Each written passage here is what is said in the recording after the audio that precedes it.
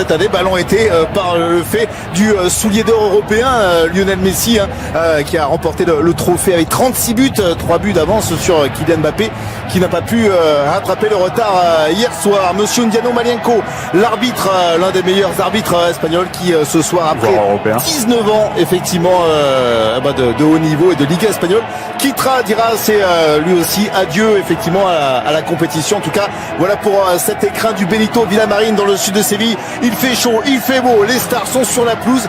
Barça-Valence, ça promet.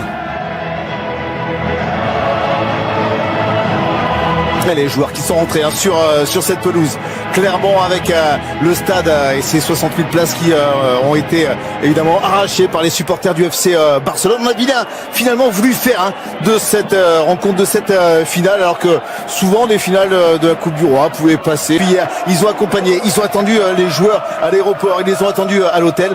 Clairement, du côté du Barça, étonnamment, cette finale de la Coupe du Roi prend une importance tout autre, parce qu'il n'y a pas eu cette finale de Champions League qui aurait dû être à Madrid dans une semaine. Donc oui, effectivement, il va falloir nourrir cette envie des supporters barcelonais de... Alors on va débuter évidemment avec la Marcha Real, l'hymne espagnol.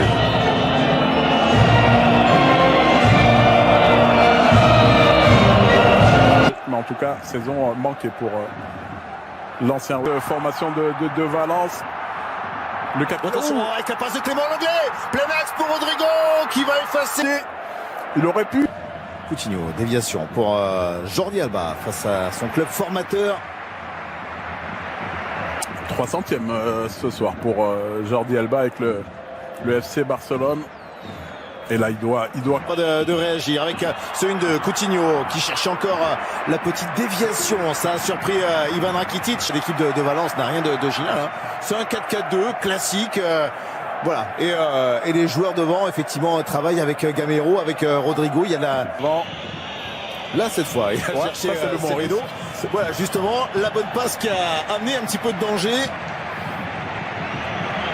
Tomber sur le Barça s'il il nous fait... Mais revient très souvent au milieu du terrain. Nelson Semedo qui était à proximité est intervenu. C'est chacun met l'épaule. Ils vont utiliser comme latéral droit. Justement, positionné. Contre la tentative de frappe de Sergi Roberto. Qui fait faute derrière en voulant empêcher Gabriel Paulista de dégager ce ballon. Il y a eu le Messi qui est parti, Messi qui résiste à Parero, Messi qui frappe et qui n'accroche pas le cadre de Domenech sur cette frappe contrée par la défense valencienne. Le corner, 4 en couverture avec encore une fois Gérard Piqué. Attention avec le centre hors du sol, le contrôle derrière Kevin Gamero qui prend le temps d'ajuster finalement, d'ouvrir le score. Kevin Gamero qui est donc décisif, qui n'a pas raté, plein de sang-froid cette occasion offerte, c'est largesse de la défense catalane. Et voilà Valence qui mène 1-0. Qui va pouvoir le pousser une fois, qui va centrer pour le deuxième but, et cette fois c'est notre attaquant, c'est Rodrigo Moreno qui double la mise. 2-0 pour Valence. Le Barça est en train de sombrer dans cette finale. J'ai été critique ces dernières semaines sur l'efficacité de Rodrigo Moreno, mais là, ça c'est le positionnement de l'attaquant, ce qu'on espère. Oh, vous avez vu le réflexe de logique veut que quand on a une équipe en forme comme celle... Rien pouvoir faire face au Barça, même Séville qui avait gagné le match aller. Le Sanchez Pizjuán 2-0 avait été laminé lors du match retour de la voie, et se pose quand même du côté de Derby County. Ont été les choix qui avaient été opérés déjà contre Liverpool en demi-finale de la Ligue des Champions. Et des choix qui s'étaient avérés plutôt payants avec deux très bons matchs dans l'impact. Encore une fois avec le contre et Rodrigo. Le ballon a été taclé par Gérard Piqué, fort vers les buts de Jesper Silesen. Et voilà, El Chingo, parfait face au Barça, 2-0. Laissant la place à l'ancien Bordelais, Malcolm, avec une 2 géant tentée par les deux hommes, et La faute de José Luis qui va tirer le coup franc, ballon qui ne décolle pas mais qui aurait pu ce ballon à Messi derrière qui rentre sur Signo. Assistant vidéo peut se saisir et... Tiens, le 1-2, Guedes encore, Guedes de loin qui tente cette frappe, qui ne trouvera pas le cadre de Silesen. Voilà là où il est attendu en percussion, son jeu vers l'avant. Il ne s'est pas servi de Gaïa dans un premier temps. Je me suis posé la question ce qu'il venait faire à l'intérieur. Toujours avec encore Messi, Messi qui a été bien arbitré, accroché. Monsieur Ndiano Malenko va revenir à la première faute malgré les protestes. Celle des Gabriel Paulista, il me semble, Lilian.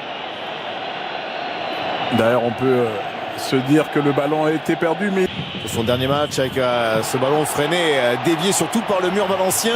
Très important que le mur contré. Le corner. Il va falloir trouver de la place également pour Antoine Griezmann aux côtés de... Décidé à perdre quelques dizaines. Même si on a l'impression que cette année... Ça aurait été très dangereux. Certainement pas la consigne de l'entraîneur Lilian, mais le réflexe... l'écart contré par le poteau. Ouais, tout le génie de Lionel Messi. D'abord la conduite de balle, mais la surprise qui vient de donner avec cet extérieur du pied. On s'attend à ce qu'il dribble une dernière fois le relais. Il sait que le ballon va lui revenir, ce petit ballon. Muito difícil. O bloco defensivo do Valência. E está a ser, apesar de tudo, mais bem sucedido nesta segunda parte. Chega com outra facilidade a Sitpan em estado de pressão nesta partida e neste final de tempo. Ele disse que a maioria dos treinadores não faz ideia. Brasileiro de 22 anos e o desvio para a defesa. Messi vai marcar. Gol. Já marcou. Marca o Barça. Reduz a 18 minutos dos 90. Marca o gol 51 na temporada. O Bota de Ouro. Messi dá esperança ao Barcelona. É um gol que aparece do nada para o Barcelona, mas claramente dá esperanças para esta reta final. 2-1 para os catalães, para o Valência, aliás. E vamos ver ainda.